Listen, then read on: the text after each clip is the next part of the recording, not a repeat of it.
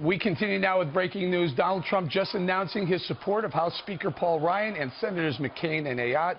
Rejoining us from Green Bay, Fox News senior correspondent John Roberts, who's been covering the Trump campaign, along with my colleague from the 5, Juan Williams, Rick Grinnell in Palm Springs, and Lisa Booth in D.C. John, to you, Donald Trump opened this endorsement up by talking to the hometown crowd about their football team, the Green Bay Packers, got them fired up. A couple other big moments. I'm listening to this. I'm laughing. He said even the baby was happy when Donald Trump had the baby removed from one of his speeches.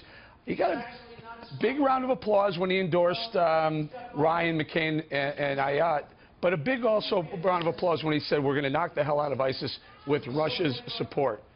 And now he's still talking. He's almost 30 minutes in.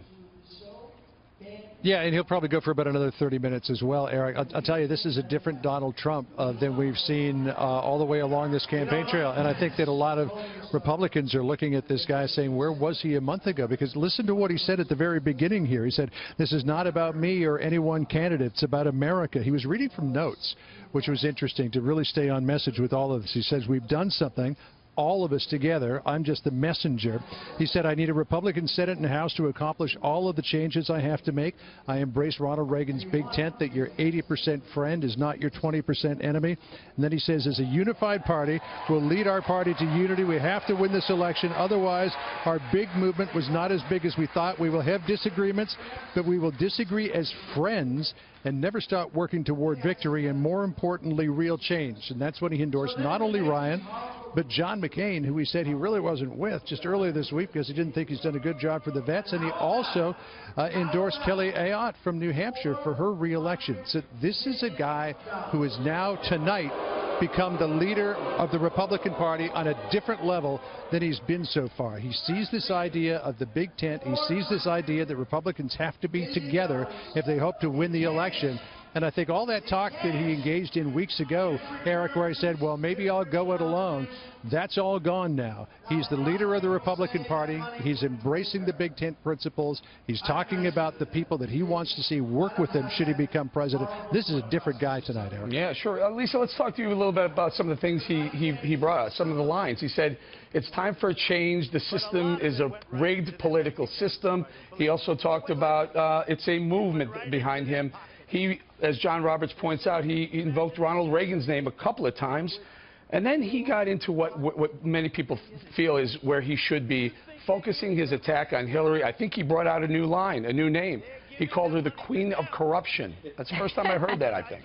Well, and I like it because she sure is the Queen of Corruption. And look, we do need an on-message Donald Trump to win this election, and also united Republican Party to win this election. He needs the Republican Party, not just endorsements of leaders of the Republican Party, but also as a utility. He needs their help as a built-in campaign infrastructure, the Republican National Committee. He needs those on-ground staffers. He needs the political team, the communications team to help win this election. But another thing that people aren't really talking about is Hillary Clinton has already spent about $270 million collectively with her super PAC in paid advertising so far. And that is an area that Donald Trump really needs to turn to, is paid messaging to get his narrative out, because we've seen that the media is drastically biased against Donald Trump, and that is a clear-cut way for him to reach voters, to get his message out under his terms and not dependent on the earned media and, you know, Washington Post and entities like that. Yeah, Rick, one of the other things he hit a lot of Republican talking points, there's no doubt, but he spent some time on the gun debate,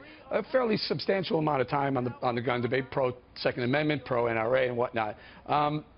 Is he bringing people in? Is he just checking the boxes of all the talking points, all the, you know, the typical conservative values? No, you know, look, I think that he's got a very difficult path here, that Donald Trump, as the outsider, has to hold that base of support of people who are really tired of Washington, D.C.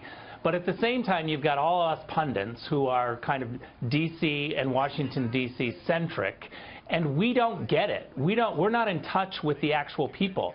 What people are saying is, you don't have to endorse these old, tired ideas and old, tired politicians in order to get the rank and file. And what I think Donald Trump is doing, he's picking and choosing. He's deciding who is with him and who has this larger message of being for the people. And he's not trying to just say to every Republican politician, you're part of the future. But I think the reality is today, because of his poll numbers going down, he's realizing that some of these senators who are in fights, who are more kind of with the people right now, who have an election in November, they need his support, he needs theirs, and he needs to look like he's leading a party. So it could be a marriage of convenience for a short period of time in order to win elections.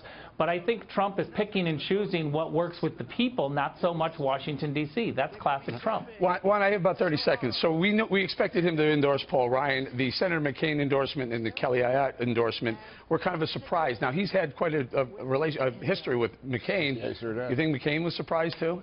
Yeah, well, the whole thing came across as so reluctant, Eric. I think this is like Richie Rich got his hand smacked and his parents told him, go upstairs, you're not having dinner until you apologize. So you see him reading from the script. He couldn't even stay on the script. He couldn't just say, hey, I endorse Paul Ryan. Instead, he has to start talking about party unity, then the baby that was crying. He goes on and on with this new name, this queen of corruption. It just seems so reluctant. And I think that's why the guy he didn't endorse, Paul Nealons or whatever, said, you know who his preferred candidate. It's not Paul Ryan. All right, I got to leave right there. He said that to save face, though. I got to go.